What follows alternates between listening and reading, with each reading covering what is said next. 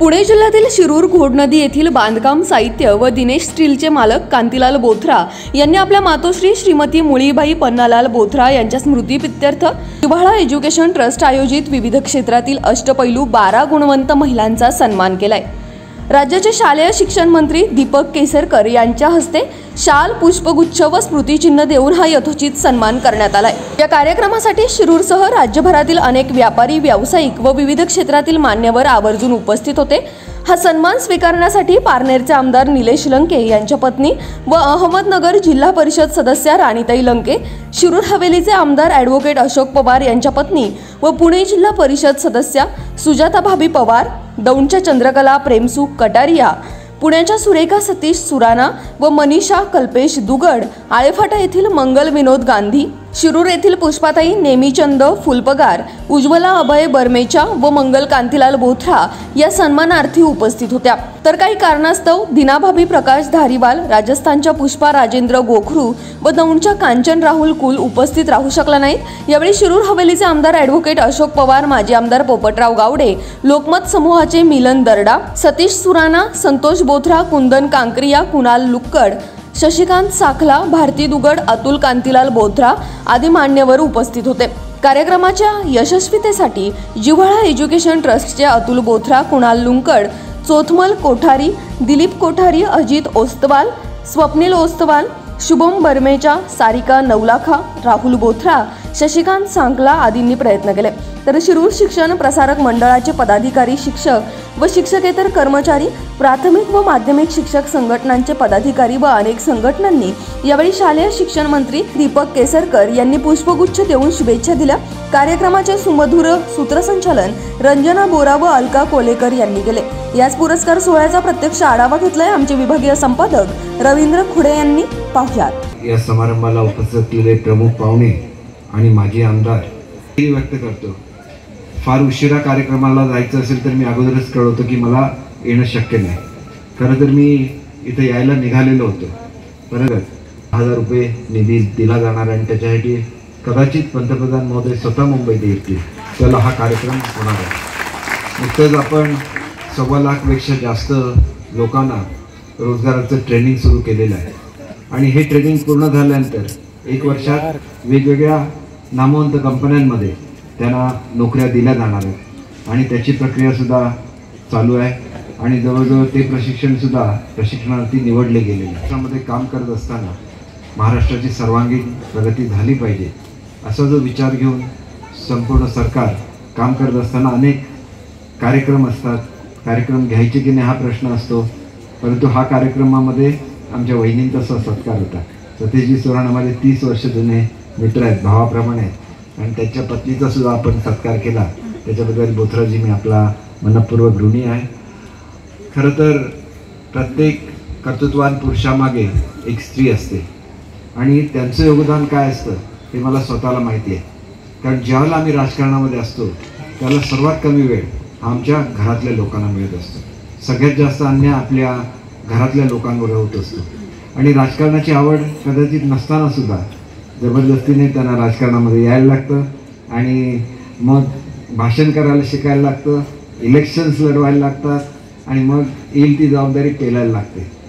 मी ज्यावेळेला 9 वर्ष सावंतवाडी शहराचा नगराध्यक्ष होतो आणि ज्यावेळेला मी ठरवलं की याच्यापुढे नगराध्यक्षाची निवडणूक लढवायची नाही, त्यावेळेला लोकांचा आग्रह होता की तुमच्या पत्नीला तुम्ही दिलं तरच आम्ही निवडणुकीमध्ये मतदान करणार, नाहीतर करणार नाही। ही अटॅचमेंट का असते तर त्यांनासुद्धा जेवढी अटॅचमेंट आमदारांच्याबद्दल असते तेवढीच त्यांच्या पत्नीच्याबद्दल असते, कारण ते एक कुटुंब बनलेलं असतं। आपण आपल्या मतदारसंघातलं एक कुटुंब बनलेलं असतं आणि त्याच्यामुळे आज माझ्या 2 सहकारी आमदारांच्या पत्नींचा, आमच्या वहिनींचा सत्कार करण्याचं भाग्य हे मला बोथरा साहेबांमुळे मिळालं, याच्याबद्दल मी स्वतःला भाग्यवान समजतो। या ठिकाणी आल्यानंतर 2 व्यक्तींचा विशेष उल्लेख केला पाहिजे की आपले ते कैलासवासी बाबूराव पाचरणे जे आमचे जवळचे सहकारीसुद्धा होते। इथं आल्यानंतर मी त्यांना आदरांजली व्यक्त करतो। खरं तर इथे येत असताना मी आमचे खासदार आढळराव पाटील साहेबांनासुद्धा फोन केलेला होता, कारण त्यांच्या कार्यक्षेत्रात जात असताना, परंतु त्यांचा एक दुसरा कार्यक्रम मुंबईला होता त्याच्यामुळे त्या इथं येऊ शकले नाहीत। परंतु त्यांनी मला सांगितलेलं होतं की कांतीलाल बोथराजींनी आणि त्यांच्या कुटुंबियांना सांगा, अतिशय सुंदर असा कार्य बोथरा साहेबांनी केलेला आहे आणि त्यांच्या मातोश्री मुळीबाई पन्नालाल बोथरा यांच्या स्मृतीप्रित्यर्थ ते हे वेगवेगळे सत्कार करत असतात. परंतु सत्कार करत असताना स्त्री शक्तीचा सत्कार ही फार महत्त्वाची बाब आहे. आपल्यापैकी अनेक भगिनी आहेत ज्यांनी राजकारणामध्ये आल्या, नगराध्यक्षपद त्यांनी उत्कृष्टपणे चालवलेलं आहे, काही लोक नगरसेविका झाल्या, पण काही अशा सुद्धा आहेत की ज्या उत्तम उद्योजिका झाल्या आणि त्या उद्योजिका म्हणून त्यांनी उत्कृष्ट कामगिरी केलेली आहे. आणि त्याच्यामुळे एका अर्थाने ज्याप्रमाणे राजकारणामध्ये आपल्या पतीला साथ देत असताना अनेक महिला अशा आहेत की ज्यांनी उद्योगधंद्यामध्ये सुद्धा आपल्या पतीला साथ दिलेली आहे, किंबहुना स्वतः पुढे होऊन आपापले उद्योगधंदे उभे केलेले आहेत. आणि अशा महिला खऱ्या अर्थाने कर्तृत्वान असतात. आणि जे लोक म्हणजे अगदी सतीश शेठ सुराणा मोठे उद्योगपती होत असताना त्यांच्या पत्नीचं योगदानसुद्धा मी स्वतः बघितलेलं आहे. आणि आपण ज्याला आपल्याला कुटुंबाला वेळ देऊ शकत नाही त्याला आपल्या मुलांना कर्तृत्ववान बनवण्याची एक आगळीवेगळी जबाबदारी ही एक स्त्री म्हणून सर्व महिला पेलत असतात. आणि म्हणून महिलांमध्ये आदिशक्ती असते. आपल्याला माहिती आहे की आदिशक्ती आदिमायेचं पूजन हे सुद्धा देवसुद्धा ज्यावेळेला युद्धावर जायचे त्याला आदिशक्तीचं पूजन करायचे, एवढी महिलांची महती आहे. आणि म्हणून ज्यावेळेला कुठल्याही देवांना ज्यांचा पराभव करता आला नाही त्यावेळेला तो पराभव हा स्त्री शक्तीने केलेला आहे. प्रसंगी महालक्ष्मी, महासरस्वती आणि पार्वती मातेने एकत्र येऊन काली मातेचं रूप घेतलं. आणि म्हणून समाजामध्ये ज्या वाईट प्रसंग येतात त्याला दुर्गादेवीचं हे रूप हे महिलांच्या रूपाने समोर येत असतं, आदर देतात, तसंच दुष्टशक्तीबरोबर लढासुद्धा देतात. आणि ही जी शक्ती महिलांच्यामध्ये आहे त्याचा खऱ्या अर्थाने आदर हा बोथरा कुटुंबियांनी केलेला आहे. त्याच्यामुळे मी त्यांचं मनापासून अभिनंदन करतो. या ठिकाणी येत असताना आणि विशेषतः शिरूरचा निम्मा भाग हा अशोकराव पवार साहेबांच्या मतदारसंघामध्ये येतो, निम्मा आदरणीय पाटील साहेबांच्या मतदारसंघामध्ये येतो. दोघांशीही माझे जिव्हाळ्याचे संबंध आहेत. माझ्या राजकारणाची मी सुरुवात केली ती सुरुवात मी काँग्रेस पक्षाचा अध्यक्ष म्हणून केली. खरं तर मी राजकारणात आणि माझ्या कुटुंबियांचा काहीही संबंध नाही. परंतु काँग्रेसचे 2 भाग झाले, राष्ट्रवादी झाले, काँग्रेस झाले आणि मग मी राष्ट्रवादीबरोबर राहिलो. त्याच्यामुळे ह्या सगळ्या लोकांशी जिव्हाळ्याचे संबंध राहिले. परंतु त्याच्याचबरोबर ज्या वेळेला तत्वासाठी लढाई करायची पाळी आली त्यावेळेला मी माझ्या आमदारकीचा राजीनामा दिला आणि त्या मैदानामध्ये उतरलो. कारण जीवनामध्ये आपले आदर्श हे सर्वोच्च असतात. चांगली वृत्ती समाजामध्ये राहिली पाहिजे, चांगला विचार समाजामध्ये राहिला पाहिजे, तर तुम्हाला कधीतरी त्याग करायला लागतो. तो त्याग करत असताना माझं राजीनामापत्र मी आदरणीय पवारसाहेबांकडे दिलं. इलेक्शनमध्ये उघड प्रचार केला. कारण आपल्या पक्षामध्ये राहून आपल्या सहयोगी पक्षाच्या विरोधात प्रचार करणं चुकीचं असतं. परंतु ते करत असताना तुम्ही ज्याला राजीनामा देता त्याला तुमच्यावर कुठलं बंधन शिल्लक राहत नाही. आणि म्हणून ते केल्यानंतर मला दुसरं ऑप्शन त्या पक्षातून बाहेर पडल्यानंतर BJPमध्ये सुद्धा बोलवणं आलं होतं थेट दिल्लीवरून. माझं अतिशय आदराचं स्थान हे आदरणीय मोदी साहेब आहेत. आणि मोदी साहेबांनी जर मला बोलवलं असतं तर निश्चितपणे तिथं भाजपमध्ये गेलो असतो. आणि म्हणून मोदी साहेबांनी मला बोलवल्यानंतर ज्यावेळेला मला संरक्षण मंत्री स्वतः घेऊन गेले विमानाने दिल्लीला, त्यावेळेला त्यांना मी असं सांगितलं की महाराष्ट्रामध्ये मराठी माणसासाठी लढणार आहे आणि मराठी माणसाला स्वाभिमान देण्याचं काम हे बाळासाहेब ठाकरेंनी केलं. तर मी एकदाही बाळासाहेबांना भेटलो नाही, परंतु त्या एका प्रेमापोटी एवढ्या मोठ्या पंतप्रधानांची गाठ दिल्लीला न घेता मी या ठिकाणी आलो. आणि त्याला मी पर्रिकर साहेबांना समजावून सांगितलं की दोन्ही पक्ष एकत्र आहेत आणि दोन्ही पक्ष एकत्र असताना माझ्यासारखी माणसं तुम्हाला असंख्य मिळतील. कारण तुमचा पक्ष हा मोठ्या लोकांचा पक्ष आहे. अगदी व्यापारी त्याच्यामध्ये असतात, मोठमोठे विद्वान त्याच्यामध्ये झगडून मोठा झालेला पक्ष आहे, ज्यांनी लढा दिलेला आहे स्थानिक लोकांसाठी. आणि म्हणून अशा कार्यकर्त्यांबरोबर काम करणं हे मी माझं भाग्य समजलं. म्हणून मी मुद्दाम शिवसेनेमध्ये गेलो. ज्यावेळेला शिवसेना आपल्या विचारापासून लांब जायला लागली त्यावेळेला आम्ही पक्षामध्ये जे काही त्या ठिकाणी बंड उभारलं किंवा ज्याला आम्ही लढा उभारला तो सुद्धा आमच्या तत्वासाठी होता. त्या तत्वाच्या लढ्याचा सुद्धा अनेक लोक वेगळ्या तऱ्हेने बघतात.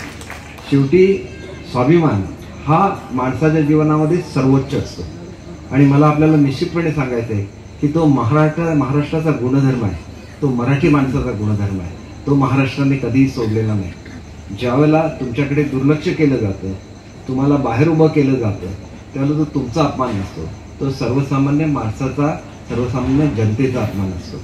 माझ्या घरामध्ये चौथी पिढी आहे जी श्रीमंतांमध्ये गणली जाते। आमच्या वाडवडिलांनी खूप कष्ट केले, मोठी हे सगळं वैभव उभारलं, परंतु त्या सगळ्या वैभवाचा त्याग करून मी खादीचे कपडे घातले, लोकांची सेवा केली। आमच्या घरात कोणीही राजकारणामध्ये नाही, पण तुम्ही सगळी चांगली लोक आहेत म्हणून मी तुम्हाला सांगतो की समाजामध्ये चांगलं राहायचं असेल तर लढा कधी ना कधी द्यायलाच लागतो। आणि लढा जी लोक जिंकू शकत नाही ती दुसऱ्याला बदनाम करतात, ही राजकारणामधली वस्तुस्थिती आहे। आणि म्हणून राजकारणाला डर्टी गेम म्हटलं जातं। पण डर्टी गेम म्हणून तुम्ही जर कायम राजकारणातून दूर राहिला तर राजकारण कधीही सुधारू शकणार नाही। म्हणून चांगल्या लोकांनी अवश्य राजकारणामध्ये गेलं पाहिजे, चांगलं राजकारण केलं पाहिजे, लोकहिताचं राजकारण केलं पाहिजे। आणि राजकारण हे केवळ एकमेव माध्यम नसतं ज्याच्यातून तुम्ही सेवा करू शकता। अनेक चांगल्या शिक्षण संस्था आहेत, अनेक चांगली हॉस्पिटल्स लोकांनी उभारलेली आहेत। लोकांनी करोना काळामध्ये लंके साहेबांनी उत्कृष्ट सेवा ही करोनाच्या पेशंटची केलेली आहे। आणि त्याच्यामुळे मला असं वाटतं की अनेक माध्यमातून तुम्ही सेवा करू शकता आणि ही सेवा करत असताना खऱ्या अर्थाने तुम्हाला समाधान मिळत असतं। म्हणून बोथरा साहेबांसारखा एखादा कल्पना होती की एवढ्या लांब जायला लागणार, वेळेवर निघू शकलो नाही कारण अर्ध्या वाटेवरून परत गेलेलो होतो, पण अर्ध्या वाटेवरून सुद्धा परत गेलो त्याला सुद्धा कारण होतं, कारण 2 लाख गरीब लोकांच्या जीवनाचा तो प्रश्न होता। आणि म्हणून इथे येत असताना अतिशय आनंद झाला। आणि सगळ्यात आनंद असा झाला की ज्यांना आपण नमन केलं पाहिजे अशा आमच्या भगिनी, आमच्या मातांचा, आमच्या वहिनींचा सत्कार करायची संधी ही बोथरा कुटुंबियांमुळे मला लाभली। याच्याबद्दल मी बोथरा कुटुंबियांचं मनापासून आभार मानतो। आणि मी आपण या उशिरापर्यंत आपण मला या ठिकाणी थांबला बोथरा साहेबांच्या प्रेमापोटी सर्व पुन्हा एकदा उशीर झाल्याबद्दल आपली मनापासून दिलगिरी व्यक्त करतो। आपण इथं माझं जे स्वागत केलं, आपल्या आनंदामध्ये मला सहभागी करून घेतलं, त्याच्याबद्दल आपल्या सर्वांचे आभार मानतो आणि माझे 2 शब्द संपवतो। जय हिंद, जय महाराष्ट्र। ते नामदार दीपकजी केसर साहेब, शालेय शिक्षण मंत्री आणि आलेले बाहेरून आलेले पाहुणे मंडळी, बंधू आणि भगिनी, कारण एवढा उशीर झाला तो मुंबईहून दीपकराव केसर साहेब केवळ कांती बोथरा यांच्या आग्रहाखातर आज या कार्यक्रमाला उपस्थित राहिले, त्याबद्दल शिरूर तालुक्याच्या वतीनं मनापासून त्यांचं अभिनंदन करतो। ज्यांचं किती वर्णन करावं, ज्यांचं नाव दीपक आहे आणि त्यांच्याकडनं अनेक गुण शिकण्यासारखे आहेत। सर्वात महत्त्वाचं म्हणजे दृढगम्य कसं असावं अशा पद्धतीचं एक नेतृत्व, आणि हे आणण्याचं सौभाग्य माझे मित्र, माझे नातेवाईक, माझे भाऊ श्री सतीशजी सुराणा यांच्यामुळे मी यांना आणू शकलो। सतीशजी 2 मिनिटं उभं राहून आमच्या जनतेला तुम्ही नमस्कार करा। सतीशजी सुराणा, सत्ताधारी पक्ष कोणी असो, सरांच्या बाबतीत एक वेगळ्याच पद्धतीने बोलणारा माणूस, असं त्यांना त्या पद्धतीने इतकी दृढगम्यता या म्हणजे मिनिस्टरमध्ये आहे, त्याचं कौतुक करायचं वाटतं। खूप बोलावं वाटतं। सरांना पाहिल्यानंतर माझी उभारी खूप येते आणि माझ्या आईच्या आशीर्वादाने कुठेही मला अडचण आली, शेवटी तुम्ही येणार नाही असं म्हटल्यानंतर माझ्या घरी मी साधू संतांसाठी एक स्थानक केलेलं आहे। त्या स्थानकात माझ्या मातेचा फोटो आहे आणि मी तिला जे सांगतो, हे माते मला याच्यातून सोडव, मला याच्यातून मार्ग काढ, आणि मला त्यांनी उत्साह दिला। काळजी करू नको, केसरकर सर येतील आणि ते आले। त्याचं उदाहरण तुम्हाला। महिलांचा सन्मान हा कांतीलालजींनी घेतला। सगळ्याच महिला या सन्मानासाठी योग्य असतात, कारण प्रत्येक स्त्री ही काही ना काहीतरी कार्य करत असते आणि त्या कार्याच्या माध्यमातून आपल्या संसाराला असेल, समाजाला असेल, एक वेगळं वळण देण्याचा प्रयत्न करत असते। जेव्हा हा आमचा सन्मान आयोजित केला तेव्हा खरं तर केसरकर साहेब आम्हाला आमच्या आई वडिलांची आठवण झाल्याशिवाय राहत नाही, कारण त्यांनी केलेल्या संस्कारामुळेच आज आम्ही इथपर्यंत पोहोचलो। या संस्काराचे शिदोरे घेऊन आम्ही समाजामध्ये वावरत असताना आमचे सासरे रावसाहेबदादा पवार, तालुक्याचे माजी आमदार, यांनी सुद्धा समाजसेवेचा एक वसा घेतला होता आणि त्या माध्यमातून आमदार साहेबांनी तालुक्याची सेवा केली आणि करत आहे. मी समर्थपणे इथं पेलत आहोत. मानसन्मान मिळवण्यासाठी जे मदत केली किंवा तुमची सेवा करण्यामुळे आम्हाला आज हा सन्मान मिळाला, तो सन्मान आम्ही पूर्णपणे आज समाजाला अर्पित करतो असं मी इथं ग्वाही देते. आणि आमचे आदर सत्कार केले त्याबद्दल सर्वांचे जिव्हाळा कुटुंबियाचे मनापासून आभार मानते आणि परत एकदा आपल्या सर्वांचे आभार मानून रजा घेते. जय हिंद. आज आमचा सत्कार केला, आमच्या कार्याची दखल घेऊन जो मान सन्मान दिला त्यासाठी जिव्हाळा प्रतिष्ठानचे अध्यक्ष बोथरा काकाजी, त्यांचे सर्व सहकारी सर्वांचे मनापासून धन्यवाद देते.